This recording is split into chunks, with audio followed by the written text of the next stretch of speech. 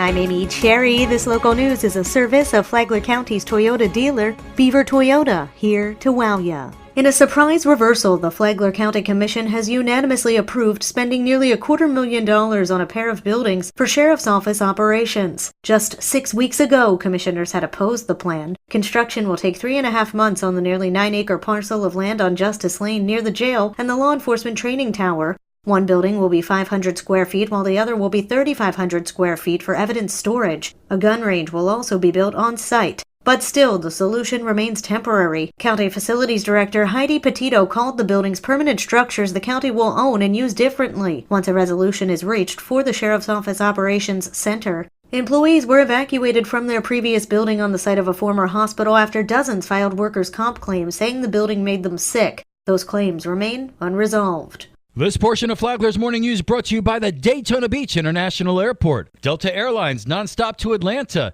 and starting in May, nonstop flights to New York City via American Airlines.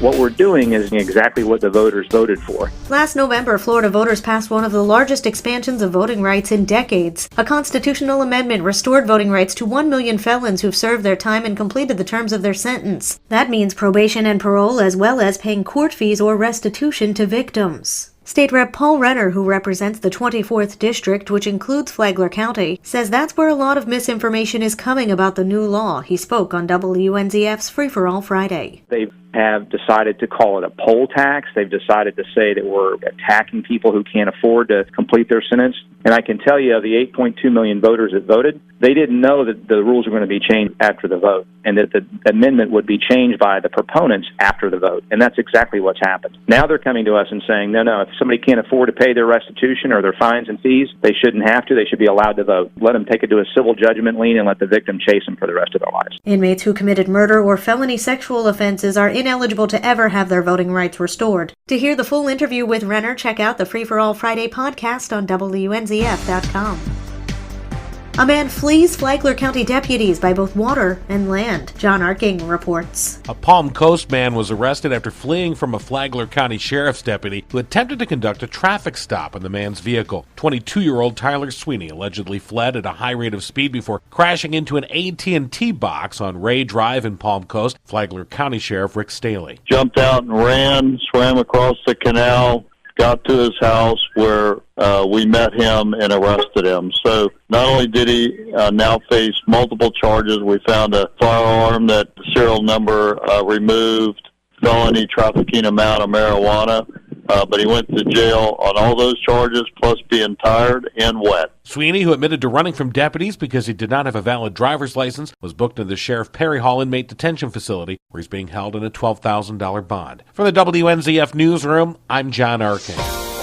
There's another housing development coming to the Palm Coast area. This one is a lot bigger than the one we told you about yesterday, and it's different. Toby Tobin and Walker Douglas of Douglas Properties and Development discussed Sawmill Creek on Real Estate Matters.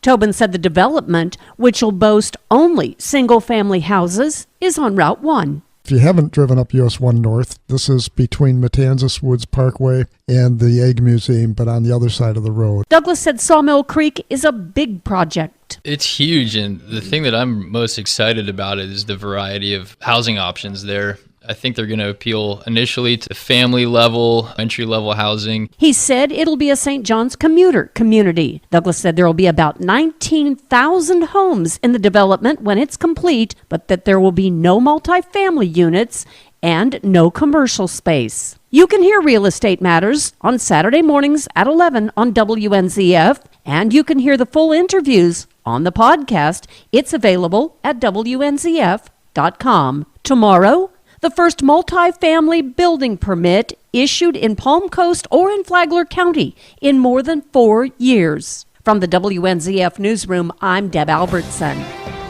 A new addition to the Flagler County trail system is coming. Tony Magoo has the details. A beautiful new pedestrian walkway is to be built over State Road 100 in the coming years. The $1.5 million design will be funded entirely by the state this year. Florida Department of Transportation is also funding an additional $6.4 million in fiscal year 2021. The walkway will become part of the Lehigh Trail Graham Swamp Trail system, according to County Engineer Faith Al-Khatib. Amy Kennedy is the project manager for the county. Kissinger, Campo, and Associates drafted the bridge design, which will resonate with Flagler Beach's landmark A-frame pier. A future phase could add photovoltaic panels to the side of the A-frame walkway, allowing for self-sustained lighting. For Flagler's Morning News, I'm Tony Magoo. And now you're up to date on Flagler's Morning News. I'm Amy Cherry.